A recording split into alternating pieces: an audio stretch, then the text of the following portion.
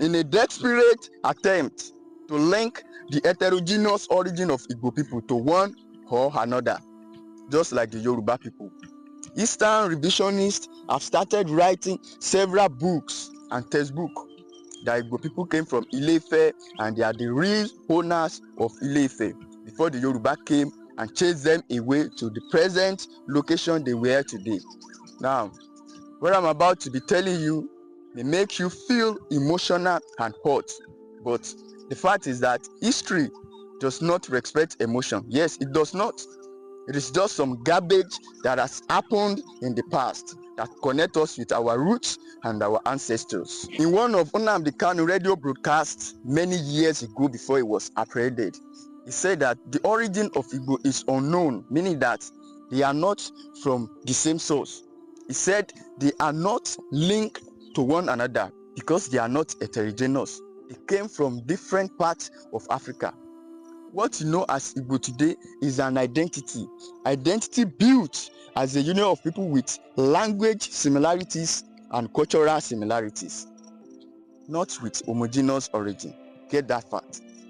They were all different people who came from different sources in a new land. Unlike the Yoruba identity, the Yoruba identity was built as a union of people that has homogeneous origin and historical legend in the person of Oduduwa.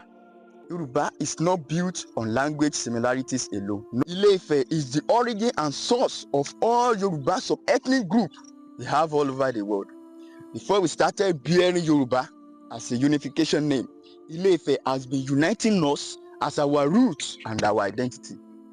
Any Yoruba you see today that says they are not connected to Ile-Ife one way or the other is not a Yoruba person. Ask them and they will tell you where they came from. They will tell you they have another identity. They will tell you that they met Yoruba people living here on this land before they came assimilated into Yoruba community. That identity called Yoruba is for those who trace their origin to Ile-Ife, because we are homogeneous people. That is why today every king in Yoruba land is claiming they are the real owner of Ile-Ife. Yes, because it's so precious to us. It's what united every one of us. It's not just a time only. No, it's our origin. Lagelu that founded Ibadan migrated from Ile-Ife. In fact, he was from royal blood. Ijebu-Remo people still have their quarters in Ile-Ife till today, which is Iremo quarters. Yes, they call it Iremo quarters. There was even history behind it. So as all other sub-ethnic groups known as Yoruba today, from Ilaje, Okuns, Ekiti, Ondo, Ishekiri to Ga in Ghana, they will all tell you that they are from Ile-Ife because that is their origin. They will tell you where they came from is Ife, the cradle of black civilization. The identity we call Igbo today, they are not homogeneous.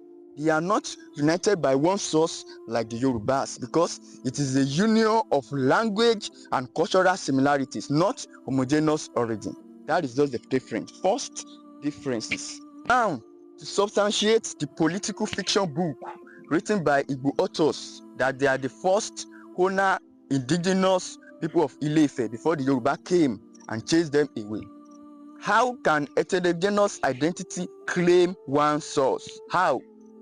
Aroshuku people, now known and identified as Igbo sub-ethnic group today, used to be Ibibio Kingdom in the present day Abia State.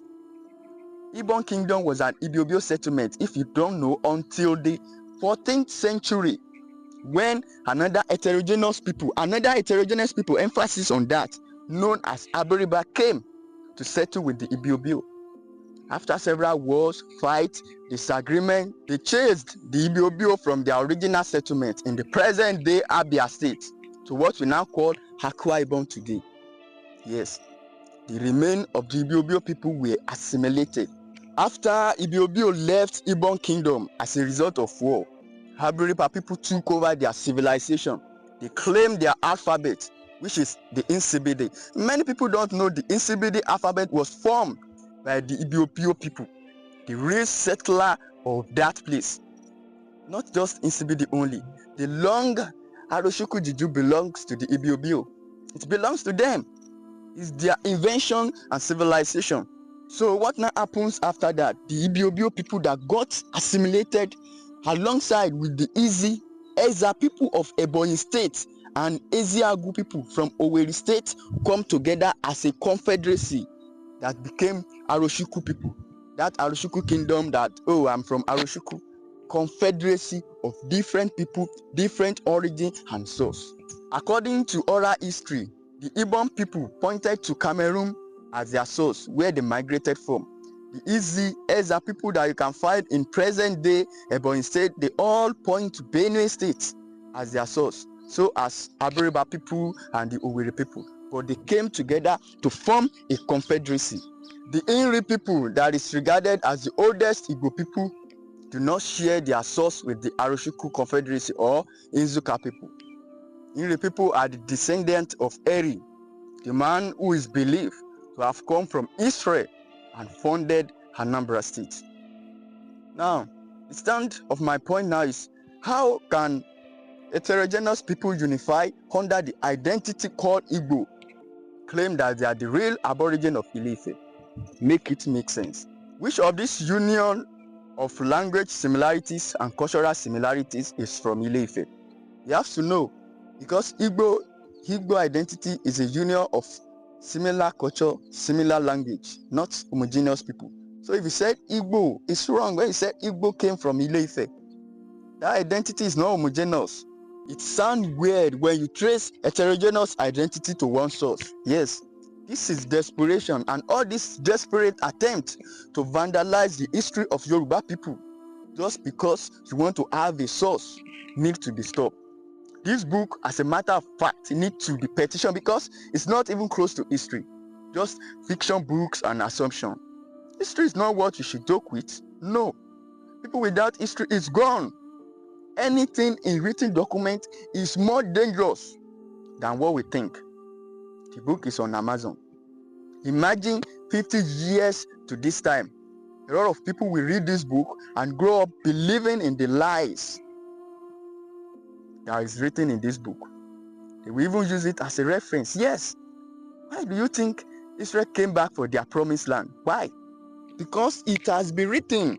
The land belongs to them somewhere at a particular time in a particular place.